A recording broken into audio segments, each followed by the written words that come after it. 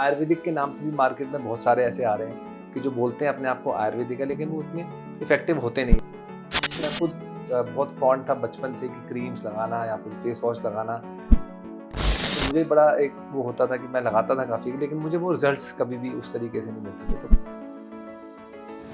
मुझे जब मैंने पढ़ाई करी तो मुझे एक था जुनून कि मेरे को ऐसे प्रोडक्ट्स बनाने हैं, ऐसे लोगों तक पहुँचाने हैं, जिसके अंदर इफ़ेक्ट्स भी हों, आयुर्वेदिक हों और सेफ़ हों। तो इसमें जो आपकी आयुर्वेदा है, क्या इसमें कोई ऐसा पर्टिकुलर या स्पेसिफिक सिस्टम है जो कि औरतों के लिए या मर्दों के लिए कौन-सी चीज़ चाहिए या कौन-सी नहीं? बिल्कुल सही सवाल है आपका। जैसे आप बोल रहे हैं कि औरतों की स्किन के लिए अलग, मर्दों के लिए अलग। तो ये एक ट्रेंड मार्केट में अब आ चुका है कि फीमेल के लिए प्रोडक्ट्स अलग आते हैं, मेल के लिए अलग आते हैं। लेकिन मैं कहूँ जो हमारे आयुर्वेदिक हर्ब्स हैं वो सारे इक्वली सेम है, और हमारे जो प्रोडक्ट्स हैं जो हम लोगों ने बनाए वो ऐसा हम लोग इसको यूनिसेक्सुअल ज़्यादा लेते हैं।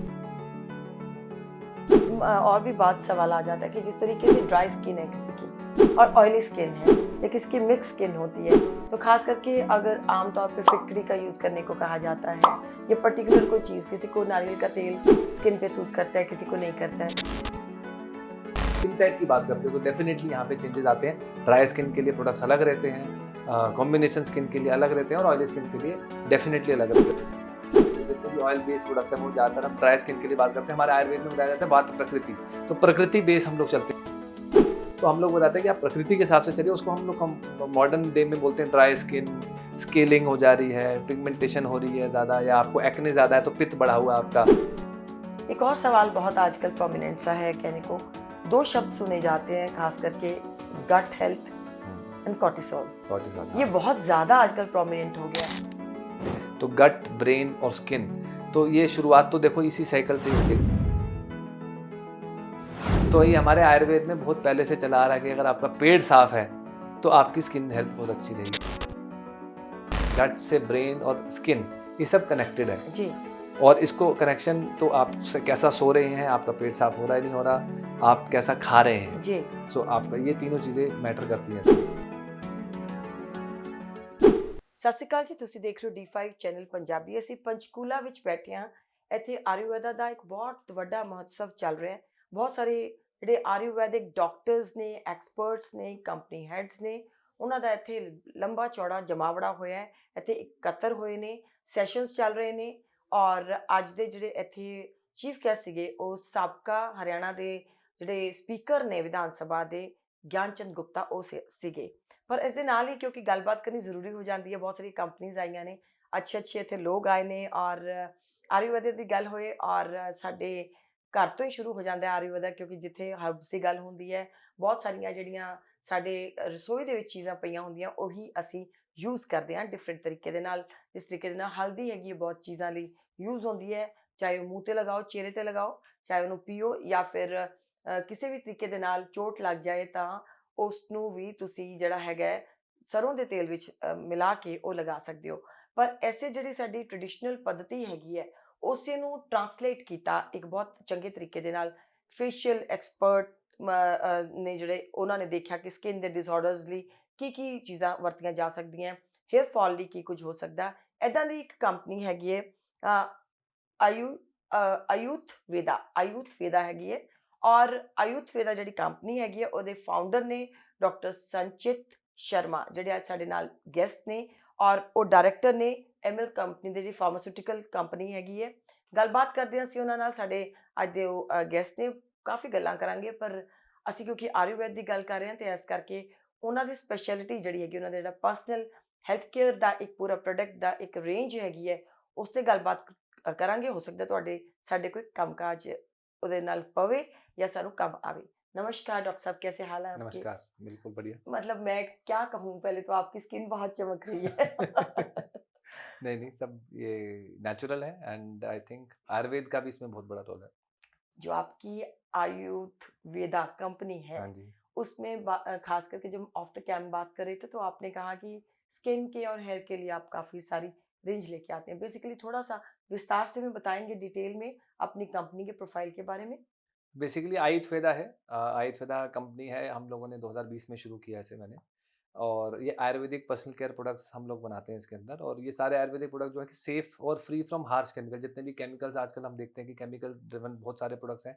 आयुर्वेदिक के नाम पे भी मार्केट में बहुत सारे ऐसे आ रहे हैं कि जो बोलते हैं अपने आप को आयुर्वेदिक है, लेकिन वो उतने इफ़ेक्टिव होते नहीं हैं। क्योंकि जी। मैं खुद बहुत फॉन्ड था बचपन से कि क्रीम्स लगाना या फिर फेस वॉश लगाना, तो मुझे बड़ा एक वो होता था कि मैं लगाता था काफ़ी, लेकिन मुझे वो रिज़ल्ट्स कभी भी उस तरीके से नहीं मिलते थे। तो मुझे एक, जब मैंने पढ़ाई करी तो मुझे एक था जुनून कि मेरे को ऐसे प्रोडक्ट्स बनाने हैं, ऐसे लोगों तक पहुँचाने हैं, जिसके अंदर इफ़ेक्ट्स भी हों, आयुर्वेदिक हों और सेफ़ हों, केमिकल्स ना हों। क्योंकि जितने भी बेस हम लोग देखते हैं, कोई फेस वॉश है, कोई फेस मास्क है या कोई आपका क्रीम्स हैं, तो उसके अंदर बेस में केमिकल्स बहुत सारे यूज़ होते हैं, लेकिन उसके साथ वो उतने सेफ़ नहीं होते। और साथ में वो जो आयुर्वेदिक का ट्रेंड आजकल चल रहा है, पिछले काफ़ी सालों से चल रहा है, लेकिन वो सिर्फ़ हर्ब्स कुछ लोग डालते हैं, लेकिन उस तरीके से उस मात्रा में नहीं डालते। तो आयुर्वेदा में हम लोगों ने ये सोचा था कि हम लोग ऐसे प्रोडक्ट्स देंगे जो कि इफ़ेक्ट भी दें, लेकिन उसके अंदर केमिकल्स भी ऐसे ना हो जो हार्श हो, क्योंकि बिना केमिकल के कोई भी ऐसा प्रोडक्ट नहीं है जो कि हम कहें कि बन जाता है, क्योंकि वाटर भी एक केमिकल ही है, यस। H2O। या अगर हम वाटर का भी अगर हम केमिकल फार्मूला H2O देखें, is a H2O formula. Is the formula for water also. So बहुत सारी चीज़ केमिकल होते हैं, लेकिन केमिकल सेफ होने बहुत ज़रूरी है। जो कहते हैं कि हम लोग फ्री फ्रॉम केमिकल्स हैं, वो गलत है। इसमें 2 सवाल मेरे आपसे होंगे। पहले मैं पहला सवाल ये लेना चाहूँगी कि एक इंटरेस्टिंग चीज़ हो जाती है, जैसे हम कोई भी दूसरी केमिकली बेस्ड कोई भी चीज़ें लेते हैं, फेशियल के लिए लेते हैं, प्रोडक्ट्स लेते हैं हेयर फॉल के, उसमें भी इवन आप अगर बात करें ख़ास करके परफ्यूम्स की भी, जैसे वो भी एक तरह से बॉडी केयर का है कि आपको स्वेटिंग है और आपकी अगर शरीर से किसी तरह की कोई दुर्गंध आ रही है, तो उसको वो आपकी ऑरा को ठीक करने के लिए और आस-पास दूसरे लोगों की ऑरा को भी ठीक करता है।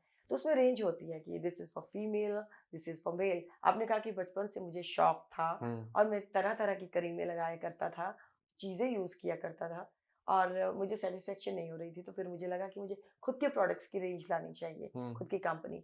तो इसमें जो आपकी आयुर्वेदा है, क्या इसमें कोई ऐसा पर्टिकुलर या स्पेसिफिक सिस्टम है जो कि औरतों के लिए या मर्दों के लिए कौन-सी चीज़ चाहिए या कौन-सी नहीं? अदरवाइज़ स्किन के लिए हम ऑर्डिनरी बात करें, मुल्तानी मिट्टी हर किसी के लिए ठीक है। और अगर हम बात करें, पानी से मुँह हर कोई धोता है, चाहे वो औरत है, चाहे वो मर्द है और मेल-फीमेल का कोई डायमेंशन नहीं है उसमें। तो और हल्दी से वो मर्द भी लगाएँगे तो अच्छा है, मेहंदी भी यूज़ करते हैं लोग। बिल्कुल सही सवाल है आपका। जैसे आप बोल रहे हैं कि एक औरतों की स्किन के लिए अलग, मर्दों के लिए अलग। तो ये एक ट्रेंड मार्केट में अब आ चुका है कि फीमेल के लिए प्रोडक्ट्स अलग आते हैं, मेल के लिए अलग आते हैं। ये मार्केट में भी काफ़ी आजकल ट्रेंडिंग है। लेकिन मैं कहूँ जो हमारे आयुर्वेदिक हर्ब्स हैं, वो सारे इक्वली सेम हैं। और हमारे जो प्रोडक्ट्स हैं, जो हम लोगों ने बनाए, वो ऐसा हम लोग इसको यूनिसेक्सुअल ज़्यादा लिखते हैं। ओके, क्योंकि ज़्यादातर जो है वो दोनों स्किन के लिए यूज़ हो सकते हैं, फीमेल और मेल दोनों के लिए। लेकिन आज की डेट में लोगों को जैसे जैसे मर्द हैं, उन्हें लगता है कि हमारे प्रोडक्ट्स अलग होने चाहिए, हमारी पैकेजिंग अलग होनी चाहिए, उसका दिखना अलग चाहिए, तो वो मैस्कुलाइन लगने मैस्कुलिन चाहिए। लगना चाहिए, तो हम अपने फीमेल वाले प्रोडक्ट्स नहीं लगाएँगे। तो वो एक ट्रेंड है, वो एक मानसिक आई थिंक लोगों का सोचना उस तरीके से, तो हम लोगों को कई बार हो जाता है लिखना या वैसी पैकेजिंग बनाना। लेकिन मैं ये कहूँगा कि जो प्रोडक्ट्स हैं वो दोनों यूनिसेक्सुअल हम लोग मेंशन करते हैं कि ये मेल और फीमेल दोनों यूज़ कर सकते हैं। जो हमारा चारकोल फेस वॉश आता है, आप मानिए, हमने वो फीमेल स्किन के लिए बनाया, लेकिन ज़्यादातर ट्रेंड है कि वो मेल स्किन के लिए यूज़ होता है। तो लेकिन हम बोलते हैं मेल और फीमेल दोनों यूज़ कर सकते हैं। तो चारकोल हमने, क्योंकि हमने आयुर्वेद में कैसा है, तो बैम्बू चारकोल हमने यूज़ किया, जो है ना ओह! वो बाँस दैट्स से वेरी हम लोग ग्रेट। जो है उसका हम लोग चारकोल बना के यूज़ करते हैं, क्योंकि चारकोल प्रदूषण इतना ज़्यादा बढ़ता जा रहा है, तो स्किन के ऊपर डैमेज बहुत होता है इससे। ट्रू। ऑक्सीडेटिव स्ट्रेस होता है और बहुत सारी चीज़ें जो है, पॉल्यूटेंट्स जो पीएम 2.5 में या हम द या बात या करते हैं, वो या आपके पोर्स में जाके बैठ जाता है। तो हम लोगों ने इसलिए चारकोल एक ऐसा चीज़ है जो कि सफाई के लिए, दाँतों में भी हमारे बहुत लोग पहले, हमारे जितने भी बूढ़े हैं, जितने हमारे ग्रैंड पेरेंट्स थे, सबने बताया कि जो है ये आपके चारकोल से आप करिए, नमक से टूथपेस्ट करिए, तो उससे सफाई अच्छी होती है। तो आज अब जो प्रदूषण भरे इतने हम उस माहौल में रह रहे हैं, तो हम लोगों ने जो चारकोल बनाया वो बैम्बू चारकोल से बनाया, और वो दोनों स्किन के लिए सूटेबल है। तो फीमेल मेल का ऐसा कुछ भी नहीं है, हल्दी हर कोई लगा सकता है, एलोवेरा जो सबसे अच्छा माना जाता है स्किन के लिए, नरिशमेंट हो, चाहे वो आपकी हाइड्रेशन हो, चाहे वो आपके मल्टीविटामिन्स हो, उसके अंदर बहुत सारी चीज़ें एलोवेरा में आती हैं।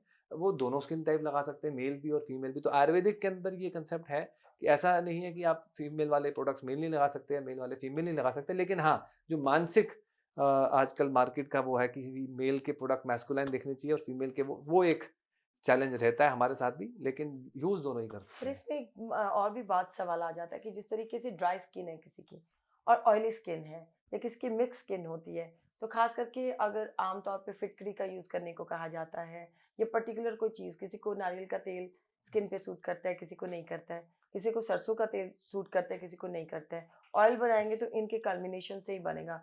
जैतून है, तिल का तेल है, सरसों का है।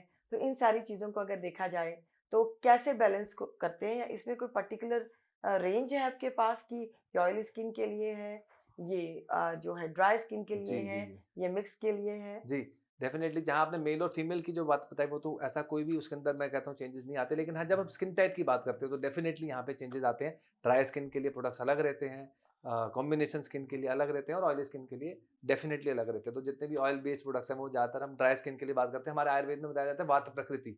तो प्रकृति बेस हम लोग चलते हैं। प्रकृति हमारी वात प्रकृति होती है, पित्त प्रकृति होती है, कफ। कफ प्रकृति होती है। तो तीनों प्रकृति होती है और कुछ लोग कॉम्बिनेशन प्रकृति के साथ भी हाँ। आते हैं।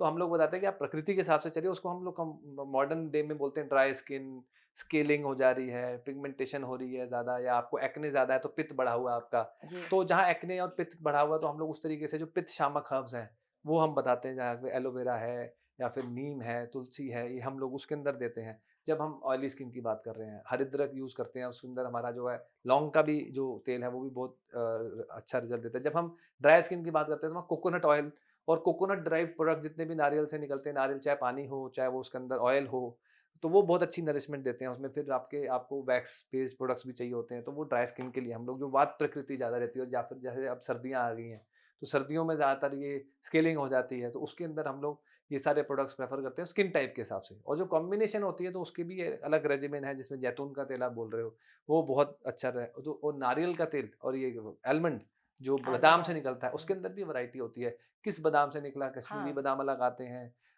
कलमी बादाम अलग आते हैं, तो अलग-अलग बादाम के भी वैराइटीज़ हैं, तो उसका तेल यूएस वाले भी आते हैं, यूएस कैलिफोर्निया के, वाले। कैलिफ़ोर्निया के भी आते हैं, तो उसमें से तेल उतना निकलता नहीं है। हुँ। तो लेकिन उसके रिज़ल्ट्स भी अलग-अलग हैं, हर एक के अंदर कंटेंट जो है माइक्रो न्यूट्रिएंट कंटेंट अलग होता है। तो जो कश्मीरी आलमंड माने जाते हैं, वो सबसे ज़्यादा आई थिंक बेहतरीन है। सबसे बेहतरीन है, सबसे जी, बेहतरीन है। जी।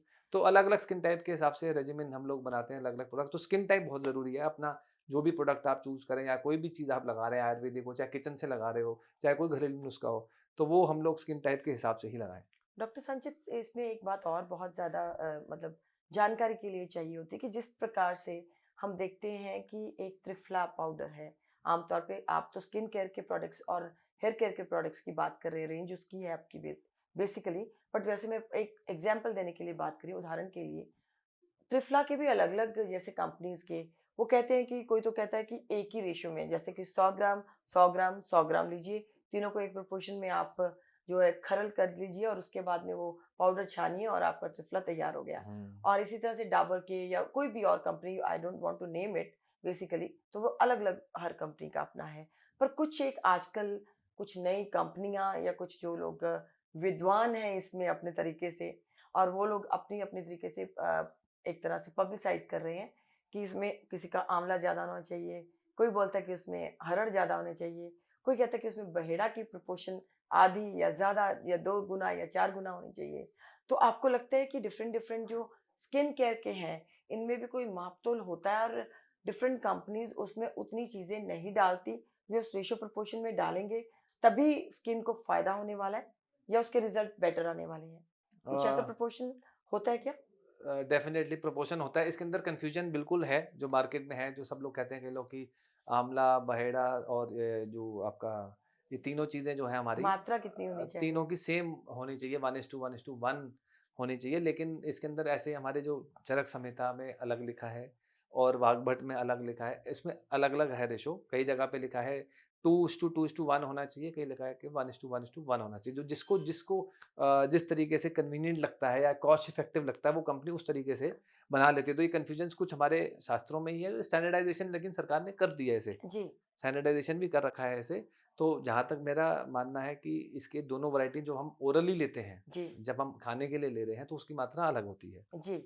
उसके लिए वो आप ले रहे हैं कॉन्स्टिपेशन के लिए या डिटॉक्सिफिकेशन के लिए, और जो स्किन केयर में यूज़ होता है, वो इक्वल मात्रा में भी अगर हम यूज़ करते हैं, तो वो ठीक है, लेकिन जो हमारा ओरली इंटेक हम लोग करते हैं त्रिफला, उसका अलग है। ये त्रिफला आपकी स्किन केयर में भी जाएगा? हाँ जी, हाँ जी, स्किन जी, केयर में भी यूज़ होता है त्रिफला, जी, जी, जो हम वैसे बाहर से लगाते हैं। त्रिफला जी। का पानी से मुँह धोते हैं तो बहुत अच्छे रिजल्ट्स आते हैं। ओके, हाँ जी, हाँ जी, हाँ जी, त्रिफले तो के उसका रेशियो सेम रहेगा? उसका रेशो सेम रहेगा, लेकिन जब हम ओरली लेते हैं तो डेफ़िनिटली उसका रेशो अलग है। हुँ। वो सेम नहीं रखते और हर टेक्स्ट में अलग-अलग मेंशन कर रखा है, तो मैं यहाँ पे आपको नहीं बताऊँगा कि ये नहीं, आई क्या है, अंडरस्टैंड। नहीं, एक्चुअल नहीं, क्या इट्स है। Okay, fine. तो हुँ। वो वहाँ पे आप 2:1 ज़्यादातर रिकमेंड किया जाता है, जो है, जो ओरली लेते हैं। तो मेरा एक अगेन मानना ये है कि जो त्रिफला हम लोग ले रहे हैं ओरली और फॉर स्किन, वो भी डिफरेंट है, वो सेम नहीं है। और जिस कंपनी का ले रहे हैं वो स्टैंडर्डाइज़ होना चाहिए मार्केट में, वो बहुत ज़रूरी है। तो जी, आप जब भी चूज़ करें अपना लेबल आप पढ़ें, क्योंकि इसके अंदर हमें मात्रा मेंशन करनी ज़रूरी होती है कि इसका मात्रा है। और बाकी तो जो आपके जो वैद्य हैं या जो भी डॉक्टर हैं कंसल्ट कर रहे हैं, वो आपको बताएँ, वो आपके लिए ज़्यादा अच्छा रहेगा। जी। और जहाँ तक आपके हेयर फॉल की लोगों को बड़ी प्रॉब्लम है, ख़ास करके आजकल जो ग्रेइंग और हेयर फॉल, उसमें भी बहुत सारी चीज़ें हैं, इतना ज़्यादा आ गया है। और सबसे बड़ी बात जो आजकल है, हर कोई वैद है, हर कोई वैद हर है, हर घर कोई में हर वैद एक के है। पास नुस्खा है, हाँ, हर एक के पास नुस्खा है, लेकिन मैं ये कहूँगा हेयर फॉल जो है वो एक कॉस्मेटिक प्रॉब्लम नहीं है। It is genetic, a internal problem. Genetic also? Genetic also and internal also. So I think जहाँ तक ब्लड या हेयर लॉस की हम बात करें, तो मुझे लगता है कि आपको अपनी ब्लड रिपोर्ट्स करानी बहुत ज़रूरी है। कुछ भी ओके, हम घरेलू नुस्खा ना करें, किसी डॉक्टर की सलाह के साथ ही हम लोग देखें अगर आपको हेयर फॉल बहुत ज़्यादा हो रहा है।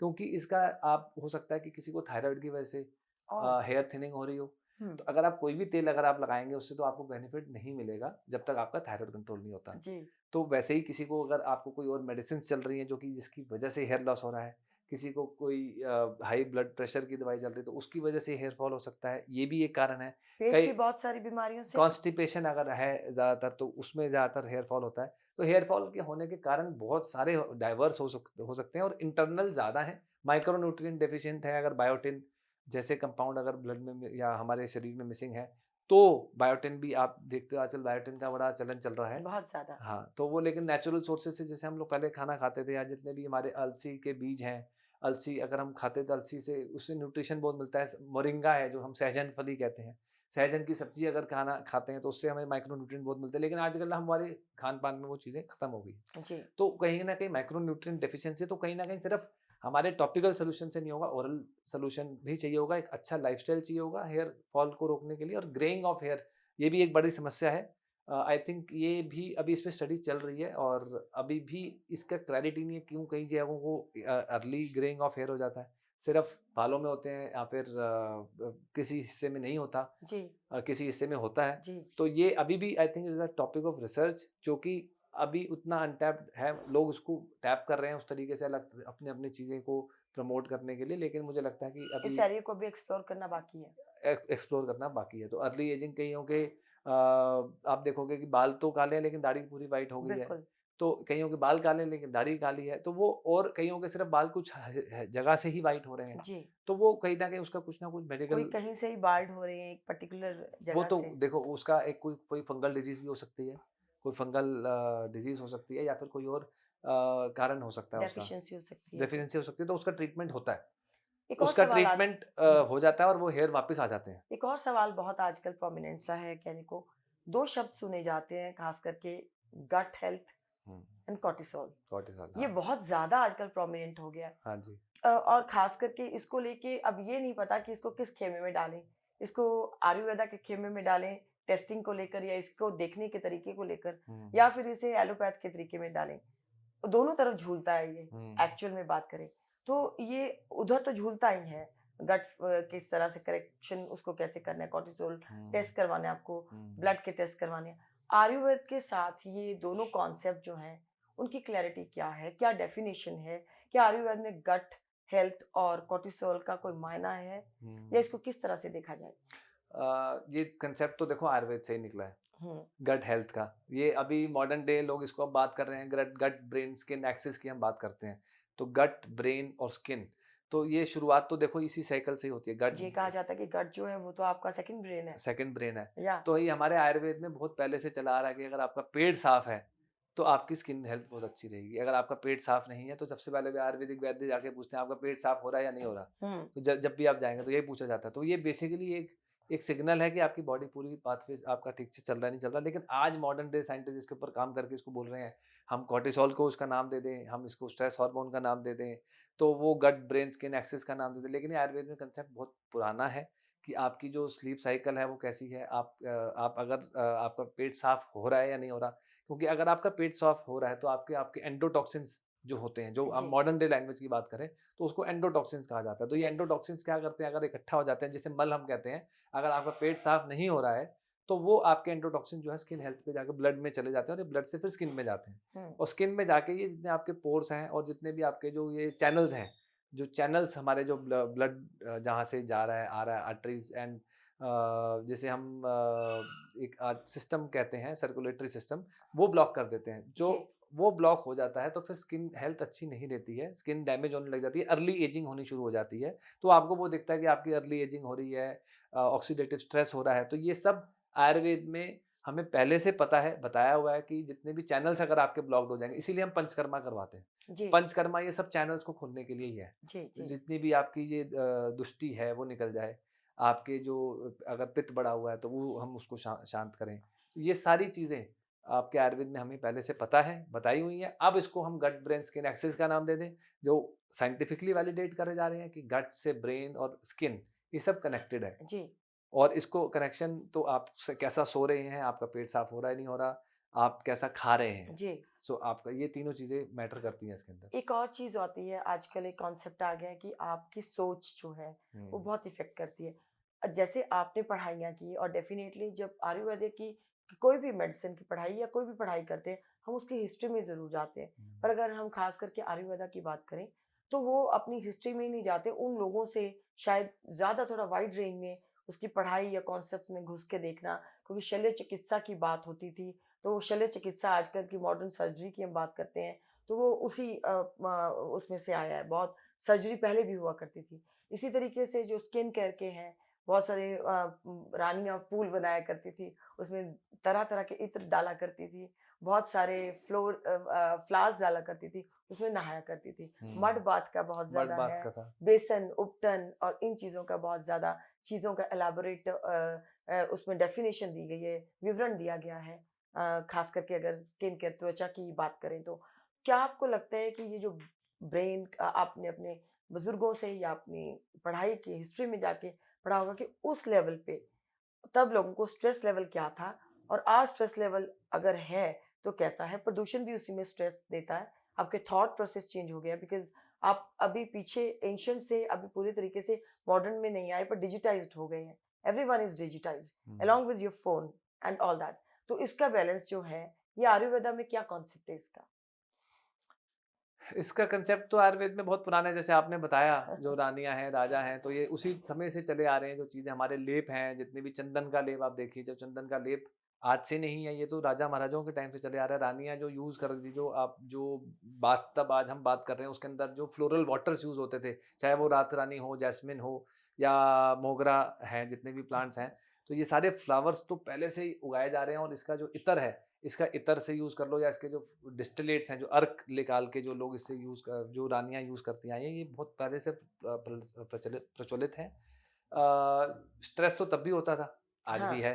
स्ट्रेस तब होता था, युद्ध अगर कोई छुड़ गया, अगर किसी का जो है ना वहाँ पे युद्ध हो गया, तो वो रानियाँ तब भी स्ट्रेस में आ जाएँगी कि मेरे राजा नहीं, पर जो है। एक बात है, स्ट्रेस का लेवल तब थोड़ा डिफरेंट टाइप का था। आजकल आपको बहुत ज़्यादा लाइफ जो है वो फ़ास्ट हो गई है और लोगों को बहुत कुछ बहुत कम समय में चाहिए है। हुँ, उनको डेवलपमेंट भी अपनी प्रोग्रेस भी चाहिए, उनको अपना ज़िंदगी में मौज भी चाहिए, सब कुछ बहुत कम में चाहिए और हुँ, मेहनत उस हिसाब से कम हो गई है। ये तो ये है। इसलिए मैं बात कर रही हूँ, ये सारी चीज़ें स्किन से और आपके बालों पे इफ़ेक्ट डालती हैं, आपके इफ़ेक्ट डालती प्रोडक्ट्स हैं, की वो बात कर रहे हैं हम। स्ट्रेस तो डेफ़िनेटली बहुत ज़्यादा हो चुका है। स्ट्रेस तो इस लेवल पहले पे आप जब अब आपके नहीं पास था, जो मरीज़ आज आता, भाग-दौड़ भरी ज़िंदगी जो आज है, वो उस समय तो नहीं थी। उस समय तो बहुत प्रदूषण भी रिलैक्सेशन, नहीं था। प्रदूषण भी नहीं था, तो उस समय तो अब अलग था, आज का समय अलग है। आज लोगों को रिज़ल्ट्स भी क्विक चाहिए, आज उनको भागा-दौड़ी बड़ी ज़िंदगी जी रहे हैं, तो रिज़ल्ट्स भी चाहिए, प्रोडक्ट्स भी चाहिए, वैसा उनको रिलैक्सेशन, रिजुविनेशन भी चाहिए और काम भी नहीं करना चाहते उस तरीके से जो। लेकिन आज की जो जनरेशन आ रही है, उन्हें स्ट्रेस भी बहुत ज़्यादा है मेंटली, बट और साथ में उनकी स्किन भी डैमेज हो रही है उस वजह से, जो कि प्रदूषण है या फिर जो हम खा रहे हैं। खाना जो खा रहे हैं, मुझे लगता है वो सबसे ज़्यादा इम्पोर्टेंट है, जो खा रहे हैं मेंटल हम। वर्किंग और स्ट्रेस ज़्यादा है, फिजिकल काम कम होने से स्वेट भी नहीं हो रहा आपके स्वेट जो नहीं हो रहा है। क्योंकि आयुर्वेदा का एक कॉन्सेप्ट होता है, तो मेरे जहाँ मुझे लगता है, आप करेक्ट कर दीजिएगा अगर मैं गलत हूँ तो, उसमें ये है कि अगर आपके कोई भी किसी भी तरह का पॉइजन की एक्यूमुलेशन बॉडी में हो रही है, स्टोरेज हो रही है, कोई भी किसी तरीके के जिसे बोलते हैं हम कि जो शरीर से बाहर एंडोटॉक्सिन्स, विषैले, एंडोटॉक्सिन्स, हाँ हाँ जी, हाँ वो जी। सारे, तो उसको लेकर पहले स्वेटिंग होती थी, हुँ। या तो आपको आज स्वेट के आउटडोर हिसाब से आउटडोर आएगा, एक्टिविटीज़ बिल्कुल या तो बंद हो गई स्वेट के हैं। हिसाब से बाहर आएगा, या आपके फिर फिकल प्रोडक्ट जो है उसमें आएगा, आपका स्टूल पास होगा, आपका यूरिन पास होगा, आपको छींकें आएँगी, आपकी आँखों से पानी आएगा, इस सब से शायद वो निकल जाता था। आजकल लोगों का फिज़िकल नहीं है तो स्वेट तो आप मानिए कि ना के बराबर है, और बॉडी पे हम उस तरीके से नहीं एक्सरसाइज़ नहीं हो रही है, औरतें हैं जो खड़े-खड़े सारा काम कर लेती हैं। तो हुँ। वो जब आपके पास आता है कोई मरीज़, लाइन ऑफ ट्रीटमेंट आपका क्या रहता है? स्ट्रेस से शुरू करते हैं?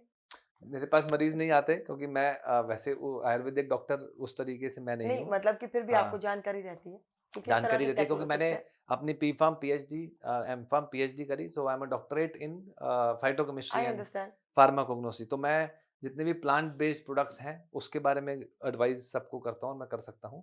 और जहाँ तक कि आप अभी आपने बात करी, जो स्वेदन या जो स्वेटिंग नहीं हो रहा है कि लोगों को, तो ये एक्ने क्यों बढ़ रहा है? आज की डेट में हुँ, टीनेजर्स में क्यों एक्ने बढ़ रहा है? तो हम मैदा बहुत खा रहे हैं, एक तो बर्गर्स एंड जो फास्ट या फूड्स बढ़ गए हैं सबसे पहले तो वो, तो उसकी वजह से डाइजेशन बिल्कुल हैम्पर होता है, स्लो डाउन हो जाता है। उसकी वजह से जो एंडोटॉक्सिन्स हैं, जो आप बता रहे हैं, रक्त शोधन नहीं हो पा रहा है, वो बनता है, बिल्डअप होता है, उसकी वजह से एक्ने और एग्रवेट होता है।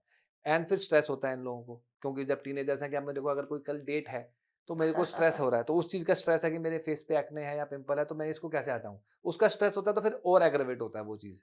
और उसके बाद फिर उन्हें फास्ट रिजल्ट्स चाहिए, तो वो फास्ट रिजल्ट अच्छा। और अब क्या है, यहाँ पे फिजिकल एक्टिविटी बिल्कुल ज़ीरो है। जितने भी आप एआई ड्रिवन आज गेम्स आ चुकी हैं, they are already in the artificial world में सब लोग जी रहे हैं, बाहर जा नहीं रहे, स्वेटिंग हो नहीं रहा। तो वो जो बॉडी बॉडी से जो टॉक्सिन्स निकलने चाहिए, वो भी नहीं निकल रहे। पहले हमारे बचपन में हम बैडमिंटन, क्रिकेट, बास्केटबॉल क्या-क्या नहीं खेल रहे थे और बाहर जाके खेलते थे। मिट्टी में भी मिट्टी में खेलते थे। हर तरीके से, हर मौसम में, हर गर्मी में, सर्दी में, हर तरीके से हम खेलते थे। आज वो बच्चे उस तरीके से नहीं खेल रहे, तो वो स्ट्रेस का तो कारण बढ़ेगा और स्किन डिसऑर्डर इसीलिए बढ़ रहे हैं। जी, और हम जो एडवाइस करते हैं, हम तो सबसे पहले यही कहते हैं, जैसे अगर कोई हमसे पूछ रहा है तो, कि आप अपना खाना अच्छा करिए। खाना बहुत इंपॉर्टेंट है, what you eat is your food basically. So वो अच्छा करिए, अपनी लाइफ़स्टाइल आपको कोई ना कोई स्पोर्ट्स आपको अडॉप्ट करना ही चाहिए, जी, जिसकी वजह से आपको आप पैशनेटली आप वो उसको कर पाएँ, नहीं तो अदरवाइज़ आप कर नहीं सकते। जी, चाहे वो जिम हो, चाहे वो साइक्लिंग हो, चाहे कुछ वो भी हो। आपकी हुँ, किसी भी प्रकार का एक फिज़िकल सपोर्ट आपको पूरे तरीके से होना पैशन चाहिए, होना चाहिए। जुनून और होना चाहिए। साथ में जो प्रोडक्ट्स हैं, वो आपका सपोर्ट आपको करते हैं। जैसे कोई एक्ने फेस वॉश है, या फिर आपने आपने आपने कोई टोनर लगाया, या आपने हम आपको उसको क्या करता है, उसको असिस्ट करता है, जो आपका ये प्रोसेस है, ताकि आपकी जो स्किन हेल्दी रहे। सो ये तीनों चीज़ें हैं, not only products but you have your lifestyle and your and eating your habits. Eating, what you are eating is your food basically, medicine. आप जी, जो खा रहे हैं वही दवाई है आपकी। सो वो, और साथ में जो प्रोडक्ट्स का जो है सपोर्ट रहता है, तो आप एक हेल्दी स्किन आपको मिल सकती है। अब मेरा आपका रंग तो बहुत गोरा है। हाँ जी, हाँ जी। आपका नहीं, फेयर कंप्लेक्शन है, आपके दाँत भी बहुत चमकदार हैं, मेरे दाँत भी पीले हैं और मेरी स्किन भी काली है। तो मेरे जैसे लोगों को आप क्या प्रोडक्ट्स देंगे नहीं, या नहीं, क्या कहेंगे, हमें क्या करना चाहिए? पहली बात तो जो आम तौर पे लोगों का यही रहता है आजकल, दाँत मेरे पीले-पीले हैं, इसको साफ कैसे करें? बहुत तरह के वो मंजन-मुंजन लेके आते हैं, या फिर तरह-तरह के पेस्ट लेके आते हैं। स्किन जो है मेरे धब्बे हो जाते हैं जी, टैनिंग हो गई है जी, अच्छी नहीं है, मेरी तो काली स्किन है, कैसे ठीक करूँ? तो बेसिकली जो स्किन का कलर है, वो आई थिंक हमारे को उसमें चेंज नहीं डिस्क्रिमिनेशन होता, नहीं होना नहीं चाहिए, वो हम चेंज चेंज करने नहीं का ना होता। तो सजेस्ट करते ना वो। जो आपका स्किन का कलर है वो बहुत ब्यूटीफुल है, वही पहली बात तो रहेगा भी वही। वही वो रहेगा। गोरा होने के वो दावे गोरा गलत होते हैं, और काला, वो सब ऐसे दावे, देखो दावे वो हैं। गलत हैं, हुँ, भ्रमित करने वाले हैं। तो बेसिकली हम भी ऐसा कोई प्रमोशन नहीं करते, और हम कहते हैं जो आपका स्किन का कलर है वो सबसे बेस्ट है। भगवान ने आपको उस स्किन के साथ, आपको अगर धरती पे आप आए हैं, तो वो कुछ ना कुछ कारण है, और वो बहुत ब्यूटीफुल है, आपको बहुत अच्छे से सुंदर बना के आपको भगवान ने भेजा ये है। बात हम स्पष्ट कर देते हैं कि दावे जो गलत होते हैं, हाँ जी, जो बिल्कुल। कहते हैं कि स्किन को आपको गोरा बना देंगे गोरे या वाला इसको कोई बिल्कुल कंसेप्ट नहीं है। चेंज देखो, कर जैसे देंगे। हम लोग भी इसके प्रोडक्ट्स आते हैं तो ब्राइट करने के लिए है, ग्लो देने के लिए है। तो ब्राइट और ग्लो करने के लिए बेसिकली क्या है, आप अगर आपको कोई पार्टी है, आपका कोई फंक्शन है, तो आपको उस वे इमीडिएटली आपको आपकी जो स्किन का कलर है, वो कलर वही वही रहेगा। रहेगा, लेकिन अगर आपको चाहिए कि आपका थोड़ा-सा ब्राइट लगे फेस, चमक आ जाएगी, चमक आ जाए, तो डेफिनिटली वो आयुर्वेद से ऐसे प्रोडक्ट्स हैं जो कि आ सकती है। स्किन टोन वो अपने तो ही रहेगा। स्किन का कलर वही रहेगा। स्किन का कलर आप नहीं चेंज कर सकते, आप काले से गोरा नहीं हो सकते, या गोरे से काला नहीं हो पर सकते। हाँ, गोरे से काला कई लोग सनबर्न करके अपने आप को कर लेते हैं। पर जो व्हाइट ग्रेइंग है, जो सफेद बाल होते हैं वो तो काला हो सकते हैं, वो दावे तो तो उसमें भी किए जाते वो हैं। काले हो सकते हैं, लेकिन वो कितना नेचुरल है वो एक देखने वाली बात है। लेकिन हाँ, पिगमेंटेशन की बात है। पिगमेंटेशन अगर वो आप अर्ली ग्रेइंग ऑफ हेयर को अगर आप जल्दी पकड़ लें तो डेफिनेटली जो हमारे ऑयल्स हैं या फिर कोई ऐसे हमारा भृंगराज तेल आता है तो उसको अगर हम रेगुलरली यूज़ करते हैं तो उसको आप डिले कर सकते हो। आप उसको ये नहीं हो सकता कि आपका इमीडिएटली आपके बाल काले हो जाएँगे, घने काले बाल ऐसे ये सब आई थिंक वो एकदम से नहीं हो सकता, कुछ शॉर्टकट नहीं है उस चीज़ का। तो वही मैं कहूँगा कि कोई शॉर्टकट नहीं, आपकी स्किन का कलर जो है वो वही है, वो ब्यूटीफुल है। हाँ, लेकिन पिगमेंटेशन है, एक्ने है, उसके डेफिनेटली ट्रीटमेंट है, उसके लिए प्रोडक्ट्स आते हैं, उसके लिए आप यूज़ कर सकते हो। अब लेकिन along with lifestyle and your food habit, ये दोनों चीज़ें बहुत ज़रूरी हैं। और जो आपके बाकी क्वेश्चन है कि आप ब्राइट हो सकते हो, आप पार्टी रेडी के लिए आपको हम बता सकते हैं कि क्या चमका लगाना है। सकते हैं। हाँ, वो हम कर सकते हैं। जी, और इसमें एक लास्ट सवाल है मेरा आपसे। सोशल मीडिया पे हर कोई है आजकल, हर किसी के हाथ में फ़ोन है और हर कोई सोशल मीडिया पे बहुत ज़्यादा एक्टिव है, प्रोएक्टिव रादर।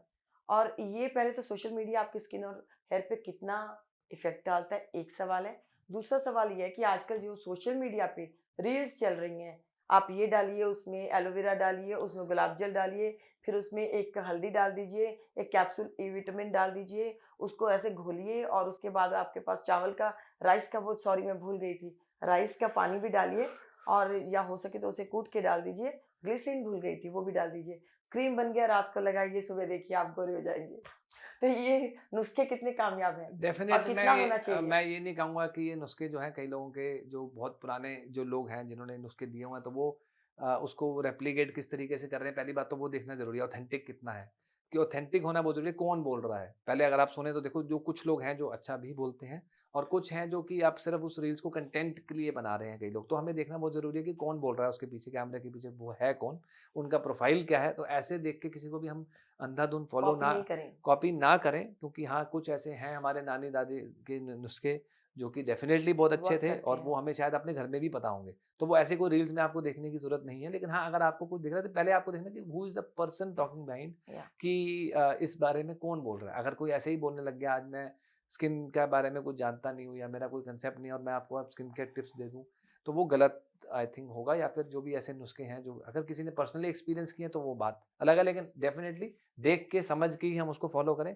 क्योंकि ऐसे आपकी स्किन के लिए भी वो डैमेजिंग हो सकता है। ऐसे हर एक की स्किन टाइप के लिए आप सोचो कि ये घोल के हम ऐसे घर पे बना लें तो वो भी I think I would not suggest, but yes, हाँ, कुछ लेकिन ऐसे नुस्खे होते हैं जो कि अगर कोई एक जेन्युइन बंदा पीछे बैठ के बात कर रहे हैं या कोई बोल रहा है तो definitely we can look into it. R and D जो है आखिरी सवाल था मेरा, पर ये भी बहुत ज़रूरी है। रिसर्च एंड डेवलपमेंट आपने क्योंकि अपनी कंपनी की टेस्टिंग बहुत इम्पोर्टेंट होती है। क्वालिटी कंट्रोल और टेस्टिंग जो है वो ज़रूरी एक चीज़ है, क्योंकि अगर हम फार्मास्यूटिकल कंपनी की बात करें, एलोपैथ की बात करें, कोई फ़ॉर्मूला है, एक फ़ॉर्मूलेशन है, तो इसमें अलग-अलग चीज़ें हैं। Ayurveda is a different concept.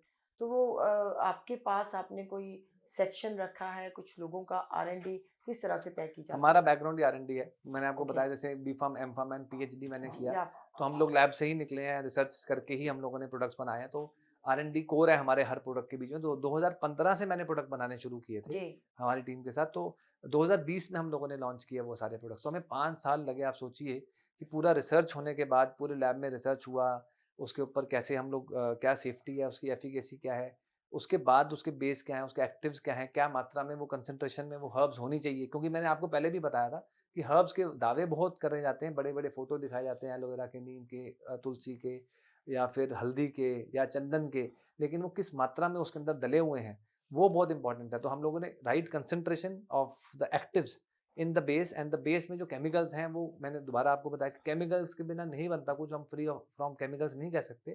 Chemicals के साथ, लेकिन हार्श केमिकल्स नहीं होने चाहिए जो आपकी स्किन को डैमेज करें।